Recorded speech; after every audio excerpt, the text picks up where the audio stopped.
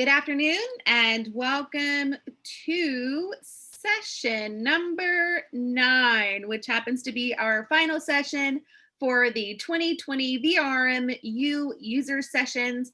It's been a great week. We've just had a great time making these presentations for you and having some of our favorite partners and vendors on to speak to you as well. It's been a great week for us, and we hope that all of you VRM clients have attended or plan to watch the replay if you hadn't attended, and that fingers crossed next year we can bring this to you in person, that we don't have to do a virtual session, but being virtual has definitely had its advantages as well. So we hope that you've been able to squeeze in some things between your work. We know you guys are super busy, and we certainly appreciate you taking some time this afternoon to spend with us as we look at the development roadmap with Jonathan, and then we're going to have some closing remarks later on from Scott Butler. But before we dive in, I want to just do a little bit of housekeeping. If you do have questions during Jonathan's presentation today, please use the Q&A button down at the bottom of your screen. It's the button there that has the 2 little speech bubbles. Drop in your question there, and we will answer those questions at the end of the presentation. So we're not going to answer them all along. We're going to let Jonathan roll through it, and then we'll come back to them at the end. Please do drop your questions in. That way you don't forget what they are. And we will be monitoring those along the way so we can make sure we have the right answers for you and we're prepared to answer those. And the session is being recorded as well as all of the other ones were recorded, and those are available to you over on the registration page. So the page where you registered is the same page where you will be able to find the replay. So sessions 1 through 7 are currently available for replay. 8 will be available shortly, and about half an hour or 45 minutes after this session is complete, we'll have all 9 sessions available. And we'll make sure that you have access to that for several days forward on the admin console as well, and we'll send you an email out. So this afternoon, we have the fabulous Mr. Jonathan Hickman with us. He is our Director of Development here at VRM. He's been with VRM for quite some time. And he drives the school bus a lot here, especially when it comes to anything on the back end. And we are delighted to have him go over the roadmap for you. It's one of the things that you guys like to hear about the most of what we've done, what's coming.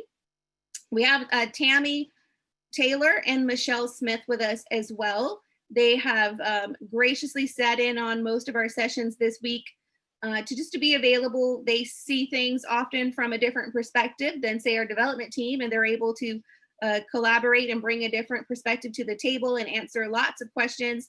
So they're there for you as well. So ask away. And like I said, Scott Butler, our general manager, is with us, and he's going to close out our sessions with a few remarks. So make sure you do stay tuned all the way to the very end, and then we will close out this session of 2020 VRMU. So without any further ado, Jonathan, take it away. Great. To get started, I wanted to mention there's a storm here. Tracy and I are near the same place, so if we both suddenly drop out for some reason, then that's why. And Michelle and Tammy will have to take over for us, I guess, even though they don't know what the presentation is and they don't have the slideshows. So Tracy's already introduced me, but you know, I am the Director of Development. I think I've talked to probably anybody who's watching this presentation right now, but if not, then you know, it's nice to meet you for the first time. You know, when it comes to the development roadmap, we do this once per year to give a heads up on recent items been working on, as well as anything that we have planned. We have a lot to discuss though, and I do have a tendency to talk quickly. So if I start moving too fast, well, you're all muted, so that's just too bad. Try to keep up, guys. It really depends on how much coffee I've had, and I'm only on the 2nd cup today, so we should be pretty good. There are some items that I want to mention before moving on to the actual discussion of new features, though. Just a couple of items. Those are the VRM Help Center and the VRM Development Lifecycle. Now, I know that in every single one of these presentations, and if you've been to any of the other ones, they say, go to the VRM Help Center to find answers. And I'm going to say it again. This is the best place to find answers to any questions you have about the VRM system. If your first instinct is to send a support request, you might be able to save time by looking here first. You could visit by going to vrmu.com or just go to help.vrmgr.com in your browser. No www, just help.vrmgr.com. You'll log in with your VRM username and password. This is the same one you use to log into the VRM admin consoles. The client code that it'll ask for is actually found in the VRM admin console in the lower left corner of the dashboard and should be in all uppercase letters. After logging in, you can search for anything in particular, or you could just browse if you want to discover things about the VRM system that perhaps you didn't know you could do. We put all of our release notes for new versions of the software out there as well. And going forward, we're making an effort to put documentation for all new features in there also. This helps us as much as it'll help you. And of course, we have the release notes in there as well. The VRM Help Center has only been around for about 2 years, but it's growing fast. We currently have over 600 support articles. We don't have everything in there yet because VRM is very big, but we're still working on that. And we highly recommend that anytime you have a question, get there first. If you don't find the answer, send us a support request. You can send that to help@vrmgr.com. And when you do so, you can mention, hey, I looked in the VRM Help Center and didn't find anything, and we'll work on making an article so if people have questions in the future, they'll be able to find it. The other thing I wanted to talk about was the VRM development lifecycle. We go through a number of steps. These protocols have changed over time. We evolve and we make these things better and better. I'm not going to go into too much detail, but I did want to touch on the process. Most importantly, if we release something new and you find any issues with it, you're going to contact us at the same spot, help@vrmgr.com, with as much information as you can give. And if you have any recommendations for new features, send those to the same email address, and we'll put this into our feature request system for later development. At VRM, most new features start with you. We'll either request a new feature or perhaps you'll discover defects with pre-existing features. Screenshots are incredibly helpful, and the more detail you provide in describing what it is that you need, the easier it'll be for us to meet your needs. So I have a great quote here from Donald Rumsfeld about known unknowns and unknown unknowns, and I think it's fantastic because that's what we run into a lot of the time. The prioritization and planning phases are tied together really closely. I have here a picture of Sally. Sally uses her method of determining when new features will be released, and looking into her crystal ball is just about as good as any technique we can use right now. For this reason, you may notice that VRM doesn't really give specific release dates anymore. Sometimes development may be delayed or other features need to be squeezed into place in front of others. And companies like Verbo and Airbnb may have emergency updates that they require us to put into place, or we may have opportunities to integrate with new partners. So events like this could shift our priorities, so all of our release dates are estimates. If we were to give specific release dates and actually release those items on time, there's not like some grand celebration for property managers who would meet those kinds of goals. It's simply expected, like we're just doing our jobs. We should have had it released when we said it would be released though. So let's say that we say something should be released by a specific date and you were expecting to be available by that given date, and that messes up your plans. Well, the only thing specific release dates can accomplish are to disappoint people. So we have release dates internally, but we try to keep it vague otherwise, because release dates are simply reflections in our crystal ball. Another reason for delaying a release is that we may want to try prioritizing fixing defects over adding new features. When this happens, everything gets reprioritized and shifted constantly. We normally group our defects based on their impact. For example, here, if they're reproducible and happening over and over again, we really want to get those fixed. You can see the Doritos here have gotten stuck. And I'm sure you've experienced this. You tell your friends, don't get the Doritos from B3, get them from B2. But what if we're out of Doritos in B2? Obviously, this needs to be addressed. And so this would be, the kind of high priority issue we want to jump right into it. Here, however, is an example of an issue that's only happened once, and we can't reproduce it. So obviously, we'd consider this one low priority, just as a joke. So moving on to the rest of the life cycle. Here's an image of our QA manager describing how to replicate a recent bug. Property managers are very clever at finding ways to break stuff. Our development of new features ends up cycling back and forth between our quality assurance department to our programmers until it's good to go. Our QA department makes sure every possible permutation is addressed. And if our support staff can't replicate the reported issues, then QA helps us figure out how property managers broke things. So another aspect of our development is documentation. In the past, VRM offered documentation, but it was hard to find stuff and rarely updated. Now you can find all of the documentation for new features on the VRM Help Center at help.vrmgr.com. So please be sure you use this resource.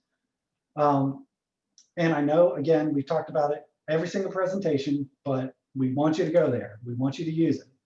Also on the VRM dashboard, whenever we offer a new release, we have a link to the release notes.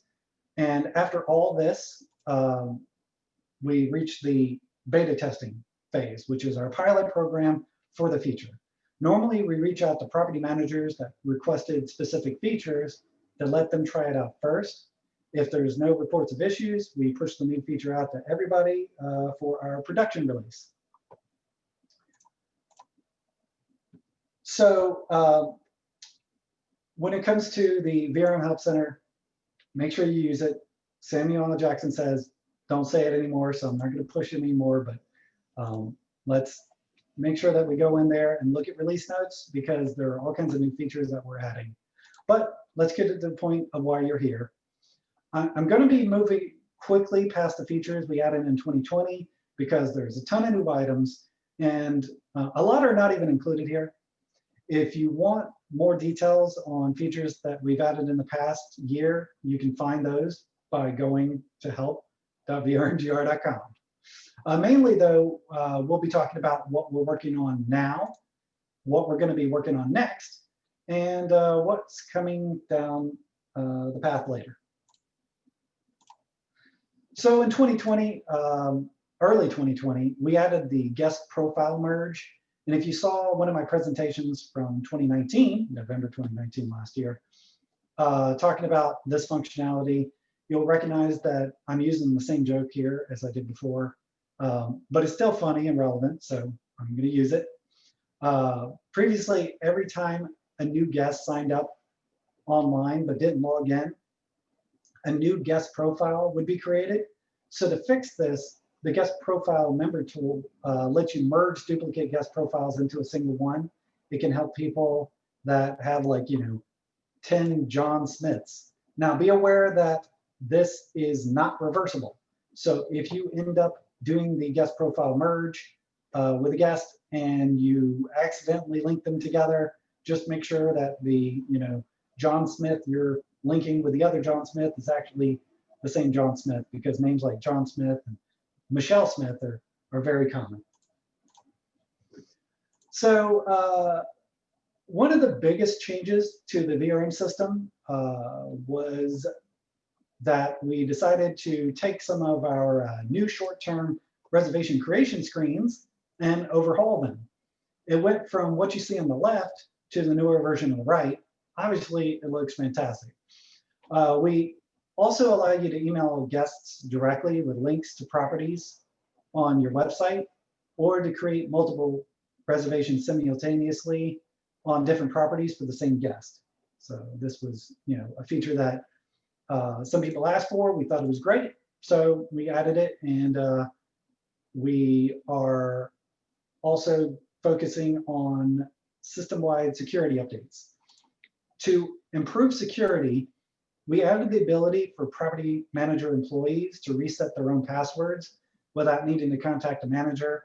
And we also added lockout rules that will prevent brute force attempts to log into the VRM system. If a user tries too many times to log into the system and fails, they'll be locked out for a short period of time. Another huge update was the seasons grid overhaul. This was an overhaul of the management of the seasons and season groups. Previously, to see date ranges, you would need to click on each season individually and do comparisons to make sure you didn't have any gaps or overlaps. These errors could cause booking or quote errors, and now all the dates are easily visible when saving your changes. And whenever you do save your changes, we check for errors such as gaps or overlaps. Now, Christian actually did an entire presentation for the seasons grid overhaul, so you could look at the previous recordings to go take a look at that.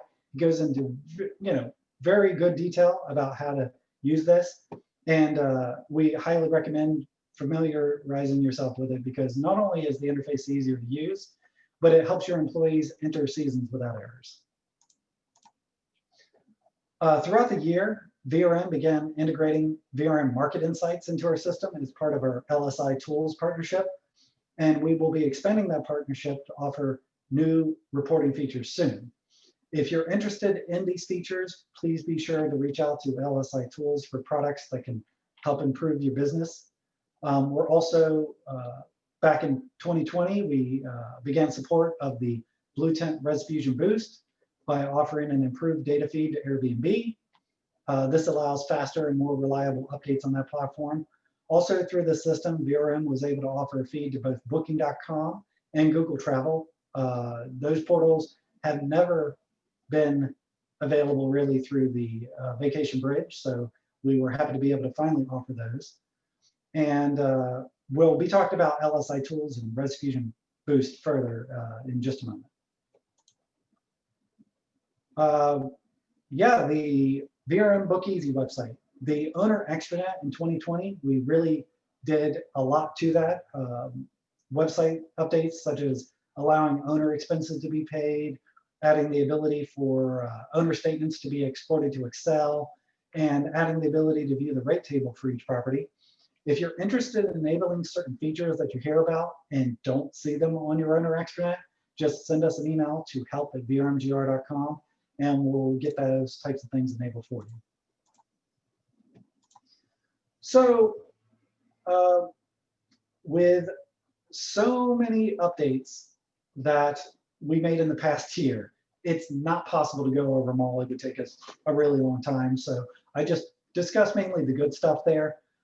These are items that we worked on and were what we felt the most helpful. But now we're going to talk about some other good stuff, and that is what is currently in our quality assurance testing process, or maybe they're undergoing beta testing, or maybe they're just released. But first, there's an item that transitions across the past year, what we're doing now, and our plans for the future. In June, VRM experienced an issue where a person in control of like a botnet flooded our network with traffic. This wasn't any kind of intrusion into our system. It was simply someone trying to take down a website of one of our customers by continually sending as much traffic as possible. So we got this image here, and it kind of demonstrates that type of event. We can't simply block off a single IP address because there could be hundreds or thousands. This began to happen again in October, but the firewall was so inundated that we needed a reboot in order to get it back up and running, but we can only see the traffic while it's running. So this presented a challenge. To alleviate the situation, we instead, as you can see here with what we envisioned was happening, we got the malicious user, hundreds or thousands of machines, and they're hitting our servers, right? So they're slowing us down. So the new solution would be, let's implement a different kind of firewall. And this is a proxied service. So we put our VRM services and various websites that were impacted behind the proxied service. This time, whenever we actually did this back in June for the client that was impacted, it seemed to immediately resolve that. I guess, maybe somebody expected a refund and they didn't get it or something, and they just said, oh, I'm going to try to take down that person's website. But it impacted everyone. So we have put every website that we have control of behind this service. However, there's still some customers whose websites are using VRM, but we need to update their information for the registrar. We will be reaching out to you on how to do this if we need your help, such as getting credentials to log into your registrar or updating your DNS, things like that. So let me talk about the service. Basically, the service is specialized for denial of service attacks. It will identify those and filter them out while not impacting the good stuff from real guests, vendors, property managers, employees. Basically, all the good stuff gets through and all the bad stuff gets trashed. You may have also noticed faster load times for your public websites on the VRM system already, because we're using new caching techniques on the edge server, which, as you can see here, as a simple example, we have all of the traffic, we got hackers, spam, all this stuff coming into our network. It filters it out, trashes the bad stuff, and then any users that should be able to get through, the legitimate traffic, is able to reach your website. If you run into any situations where somebody is in specific countries like Iran somehow, even though we have different rules against doing business with certain countries, but if you notice that there are certain countries where you do need access, where they're very obscure and we are not letting it get through, just reach out to us and we'll take those on a case-by-case basis.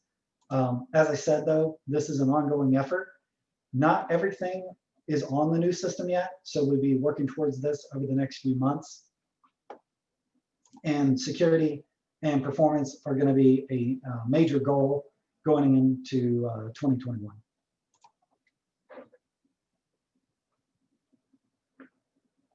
So, let me go back. All right, so we actually, in regards to security and performance updates, we just upgraded the VRM email server last week. We didn't have much fanfare in regards to that. We didn't mention it much, except for when we were doing the maintenance, which was, I believe, between 2 and 5 a.m. on like a Saturday night or Sunday night or something. So, people didn't really notice, which was a good thing. If you use the web-based email, you will notice, though, that it is faster and the interface has changed slightly in the latest version of software. We also have new antivirus scanning software that we put on it. We already had antivirus software on it, but now we have a newer one that provides better performance, as well as is able to catch things better than it ever has before. Another update that we just released is that holds have been changed from being anything after the hold date to a status like checked in, checked out, canceled, right? Like those are statuses. And what we had before were just, oh, it's past the hold date, so it's a hold. So by doing this, you can now set a rental price and convert it to a single hold, like any single hold, into a real reservation without needing to convert all of them. Now, you can still use the batch update to convert all of them at one time, but if you want to do one-offs, you can do that as well. Because of this major change, though, there are some reports that can't identify the reservation status correctly, and we'll be working to convert those types of reservations to the new status. So that's something we have a report writer working on right now, to take any places that say, oh, here's a status of checked in, checked out. Because this is a new status, it might show up as unknown, it might show up as the wrong thing, and we're just keeping our eyes open for those sorts of things. If you run into those, send us an email. We'll send it over to our report writer and we'll get that addressed. Portal overages. So companies like Vrbo and Airbnb calculate the price of reservations based on information we send to them instead of using the real-time price quotes. So because of this, sometimes they'll calculate things wrong. So if there's an error and the price is greater than expected, we need a way to deal with the extra money. By setting up an account specifically for overages, you can choose which account receives the funds for when such events happen that there might be an overage. When using Verbo, this happens automatically to create a custom charge, and the price of the reservation will end up matching exactly. But this doesn't work, however, unless you go under the system configuration, vacation bridge, choose HomeAway/Verbo, and then click edit. On here, you'll see the overage account. You can choose the overage account, and if there is ever any money that's over, it will be transferred automatically as a custom charge and tied to this account.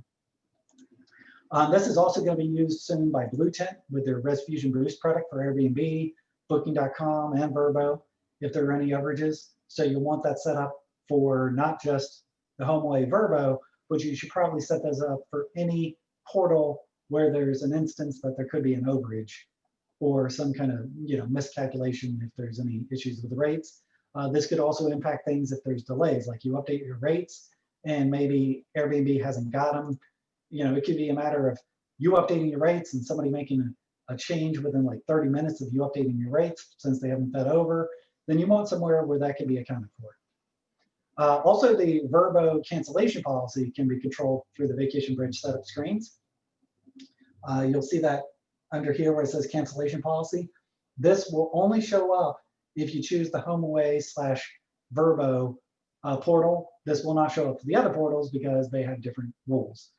This is applicable to all properties across the board, though. So this is not a per property cancellation policy. This is just for Verbo across the board. If you are using Blue Tent, which we have, opening up their pilot soon for Verbo, then you will need to go on their dashboard in order to set that up.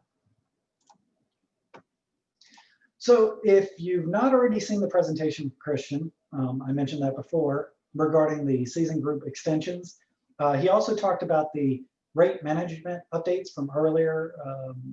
And so be sure to check out the recorded version where he goes into detail regarding all this.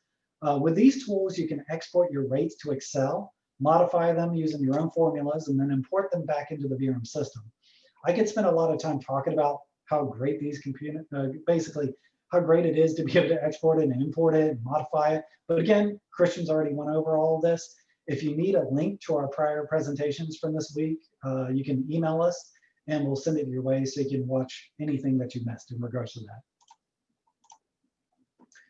So we're actively working on quality assurance testing for some reporting features you'll want to check out. While VRM Marketing Insights allows you to see reports that compare your region to others in the same region, what you're able to see is somewhat limited. With the new VRM Rental Insights, we'll be leveraging the reporting capabilities of LSI tools to allow you to see your data in ways that you've never seen it before in order to make informed decisions going forward. VRM Rental Insights will allow you to view daily snapshots, pacing reports, marketing data, the reservation details, like remaining balances, and all kinds of other stuff. You can see the tape charts broken down by categories. They break it down by locations, bedrooms, offices, turn days. We really strongly encourage checking this out as soon as we push this out to everybody. And we'll be announcing these features for all property managers very soon. So those were some things that are like, coming out very, very soon, or that we're working on, or that are in beta, or we just recently released. But now we're going to be talking about what we're working on next. We have some very exciting stuff coming your way. Previously, in order to set your map data, you had to go under what's known as the geocoding admin. Now we are adding this functionality within the VRM admin console itself. This will be found under Properties, Manage Properties. You'll select your property, click on Edit, and there will be a new tab at the top called Map. You'll find a new Map tab that has the latitude and longitude right there at the top, along with the address. If you click on Find by Address, it will actually immediately try to locate it based on what we're using Bing to actually perform those lookups. And you'll be able to set the location in your property By doing that, if it doesn't look quite right, you can move the pen to the appropriate spot and then click Save at the bottom. You could also manually enter the latitude and longitude values if you have some kind of like satellite communications built into your brain.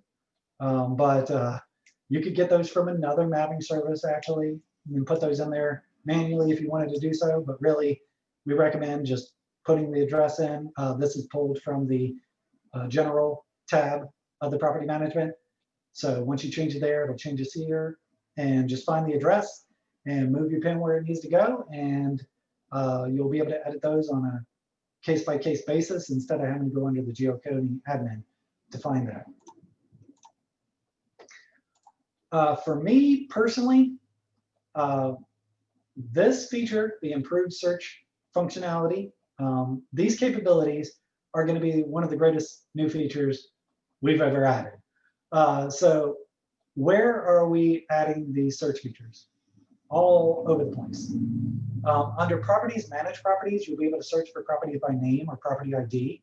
Under system configuration properties, you'll be able to search for amenities, guest charges, rent adjustments, owner charges, management charges, just across the board.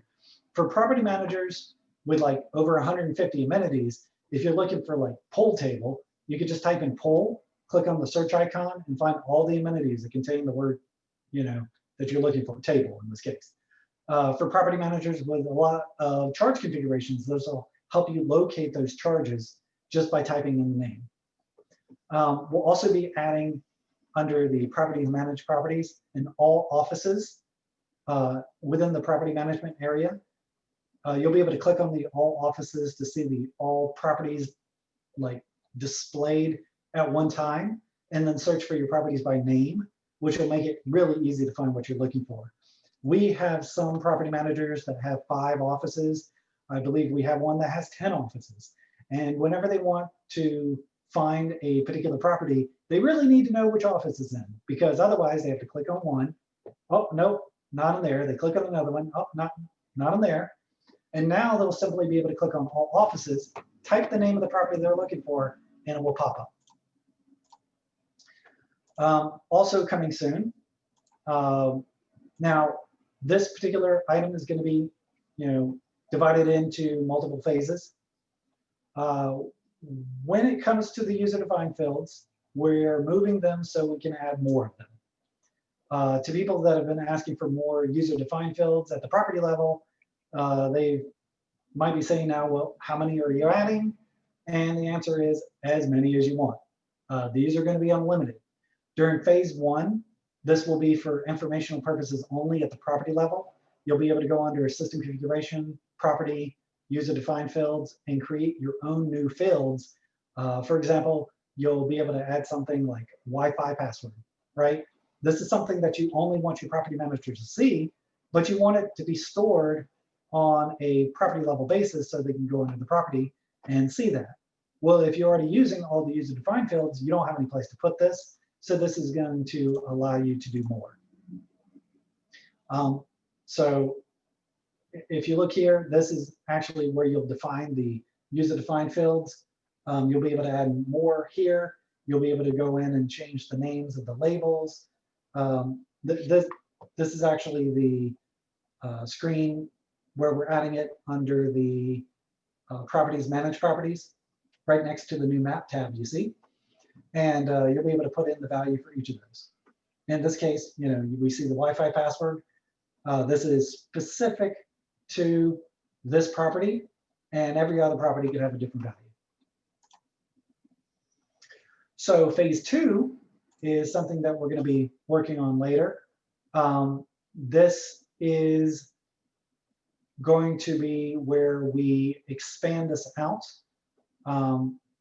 We'll be integrating this feature into the VRM API. So if you have a website that is not hosted by VRM, then you will be able to tell them, hey, go and grab this user-defined field and put it on my website here. Or if you have it on your own public website with VRM, we're going to be working on expanding our OLSE to just integrate this functionality in there so you'll be able to use those additional fields. Also, we want to make this available within Welcome Home. So we're happy with this. We think a lot of property managers will be happy with this because they've been looking for this kind of functionality, and we definitely want to, expand these features within other parts of the system and integrate this within Welcome Home. So speaking of Welcome Home, yeah, we keep talking about Welcome Home updates, but we're going to get there. And thank you for being patient with us. If you think Welcome Home is missing any features, please let us know. We need any excuse we can get it to take longer to release this thing. But seriously though, this is going to be a continuous set of updates. The order you see here may not be the order in which these items are released, and there will be a lot more than this. As an example, the unlimited user-defined fields must exist before we can implement them on, Welcome Home. But yeah, we'll get there. So we're going to be working on the unlimited user-defined fields. We're going to be integrating the Welcome Home platform within the VRM admin console. Right now, you kind of have to leave it, and we want it to be integrated within the product. So we're going to move it inside of it. Owner emails from Welcome Home is something that a lot of people have been asking for, and we're definitely going to be adding that.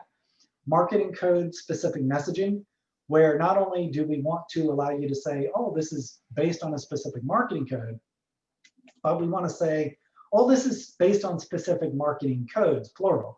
That is, you'll be able to assign multiple different marketing codes, but not other marketing codes. So that way you don't have to create a brand new message for this marketing code that's exactly like the other one, just because you happen to choose one from a dropdown. So it's not going to be a dropdown. It's going to be a large selection of marketing codes you'll be able to choose. Another feature people want is the ability to send property and office specific emails one at a time for just an entire office, or for a specific property as part of one-time messages. So we'll be working on that. And we'll also be working on improving and adding to our text messaging system by adding a two-way messaging communication. So next we have plans to go to Mars. That's right, vacation rentals on Mars. Have your guests been asking about trips to exotic locations? Well, we got you covered. Plus, this is a great opportunity for making extra money from linens, because I heard it gets very cold there. I'm not going to go into any more detail here because it's a long way away, but there is a possibility that we'll be making this available around the same time Welcome Home comes out. So we'll see. We already talked about security and performance improvements, but security and performance improvements are a continuous process. It's never going to go away, and we need to take steps to, incrementally make things run faster. And when it comes to security, that is like a very major part of anything we develop. We're always looking, hey, where can this break? And we want to, be ahead of the game. One thing we want to do is we want to move away from showing any guest or owner passwords. Instead, we would prefer tokens that the guest can use. They can log into the systems and change the passwords and use the pre-existing passwords. But this offers a level of protection because the tokens expire and no one will know the real guest password except the guest. As part of the Welcome Home system, we want to add optional two-factor authentication. This will send you a text message that you'll need to enter after logging in if you want to enable this functionality. This adds an extra layer of security for your system. This will be optional. However, some other platforms that you might want to sign up may require this within your software system. So we want to have that, available in case we ever have any partnerships that will require that. VRM is also going to be moving co-location providers. We'll be moving to a larger company that can provide us with more flexibility for dynamic growth and server upgrades. And we're pinpointing various parts of the system where we can make it faster. In particular, we'd like to redesign some reports so they run faster and the interface is more user-friendly. LSI Tools is helping with offering new reports, but we still think our pre-existing reports are great and just need a little bit more attention. So here's one big one that you need to be prepared for. As of March 2021, the Airbnb platform will stop working if you're using the vacation bridge to feed the data over. So you're going to need to use a third-party integration to feed this data over. And we recommend Blue Tent Reservation Boost as our preferred partner. Obviously that is an Inhabit IQ company, so we have a very close and good partnership with them. That's one of the reasons, but also they are using our latest API, and many people have seen great success with their platform. So we highly recommend them. There are other options, and if you need a list of those, you can contact us and we'll give you a couple others that you can go to if you, for some reason, just don't want to go that direction. Please plan to move away from Airbnb as soon as possible, because it takes time to move to a different integration partner. And Airbnb has certain requirements they will expect us to develop. It doesn't make sense for us to devote the resources to that development if we are planning to discontinue that feed anyway. So when it comes to Airbnb, that's like a hard stop. We're not going to be able to say, oh yeah, we'll give you a little bit more time. That's not a situation that we're going to have with Airbnb. And these changes that I'm referencing here are only applicable to Airbnb and Vrbo. The vacation bridge is going to continue working as it always has. It's just that these particular two portals, we want to allow the experts to handle. ResFusion, Blue Tent has that's what they do, right? Their entire infrastructure is around providing distribution. And because they're so good at it, we'd rather them be able to handle those types of development items, so that way we can focus on what's important, which is the VRM system itself. So that's the end of the presentation. I'm going to pass it on to Tracy, so that way she can talk to us about any questions that you may have. Thank you, Jonathan. It does look like we may have one question. And it is from Alex. Do we need to set the portal taxes for Airbnb in the Blue Tent Airbnb portal for the vacation bridge? We just did test reservations with Blue Tent, and it has taxes being collected both in Airbnb and on the actual reservation in VRM. Yes, within the VRM system, under system configuration, vacation bridge, select the Reservation Boost Airbnb, there is a portal taxes button. You will want to click the portal taxes button and choose which taxes Airbnb is going to be collecting. So if they're going to be collecting the taxes on your behalf, you don't want to collect those taxes also, because then it would just be applied, duplicated. So you will want to set that up there. If you notice that the button is disabled, that is because you already have some pre-existing reservations that have that marketing code that have not distributed. So if you say in one place, oh, we're collecting them, when you change that under the portal taxes button, it's going to retroactively apply to any reservations that are considered open. By open, I mean they haven't checked out, they're not distributed, they're not canceled, right? If they're confirmed, unconfirmed, it will update the taxes on those reservations. So the button will be disabled, so that way you're going to have to reach out to us if there's any pre-existing ones, so that way we can talk you through it and say, okay, this is going to impact these reservations. Are you sure you want to make this change? But if the button's available to you, that means that no reservations have that marketing code right now. So you can go in and modify that how you see fit. You're going to want to reach out to Airbnb and Blue Tent with these kinds of questions as well, to make sure that you have the covered taxes. Like Airbnb may collect all taxes, or they may collect some, and you need to know exactly which ones they're going to be collecting.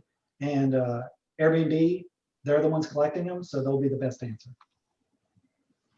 Thank you. And it looks like there were already several other questions that Tammy and Michelle answered along the way. However, just in case someone does not open the Q&A and see it, let's just super fast. Michelle, can you re-answer the where to find welcome home, so everybody can hear the answer to that question? Sure. Welcome home can be found within our admin console. If you go to the members and guests module, and under there you'll have the welcome home dashboard. There's also a lot of health articles in the Help Center that you can review regarding welcome home, because there's a lot within that module. And then if you have any questions beyond that, feel free to reach out to the help desk. There's also another place you can find welcome home. It's under system configuration reports, welcome home admin. So it's in two different places to get to it. All right, we've got one more. Would you be able to produce a report that would identify potential duplicate members? I think that's a great idea. If you could send an email to help@vrmgr.com, we will put that on our development schedule. Our report writer should be able to put something together, and we think that would be helpful to everybody. All right, Tammy or Michelle, was there any of the questions that the other questions that you'd like to touch on live for everyone?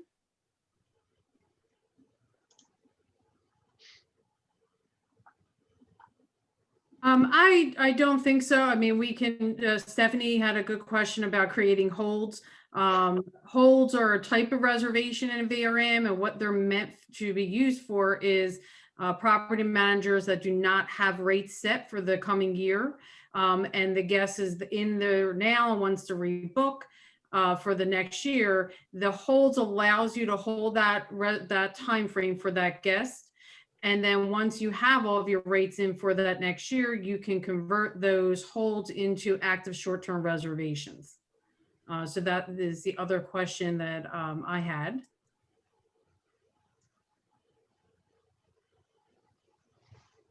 All right. Any other questions or comments?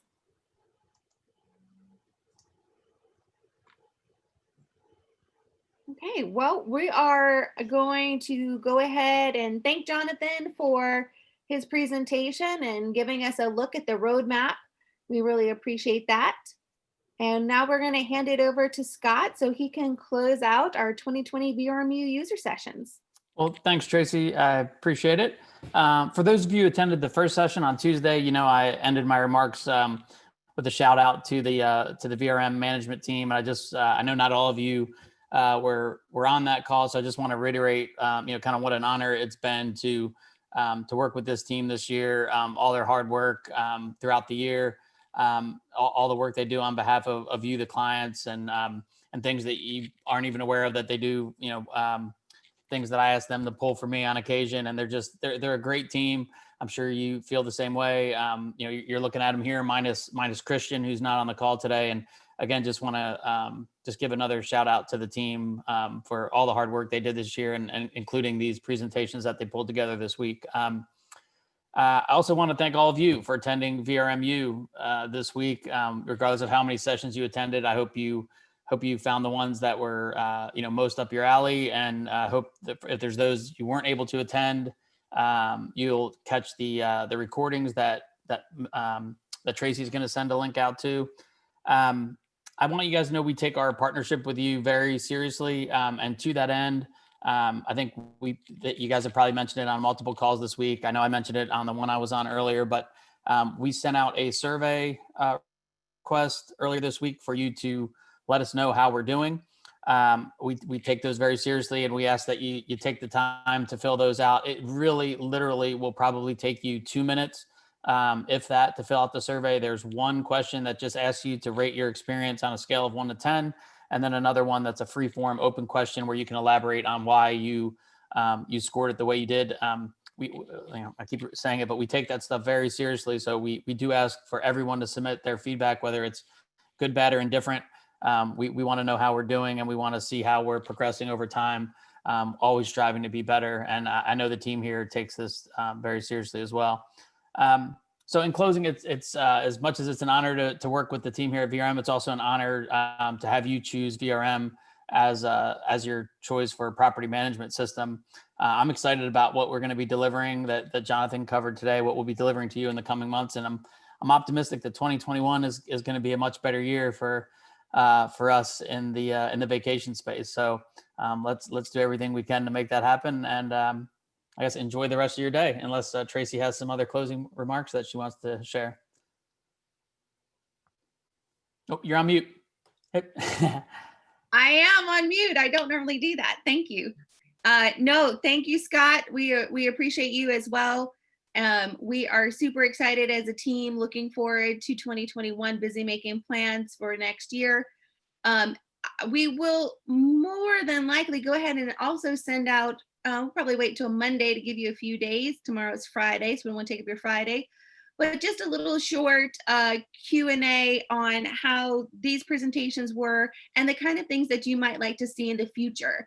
So, just kind of give us a little bit of a score of this particular session, VRMU 2020. I know it's not as great as when we get to be together live, because we always have so much fun together.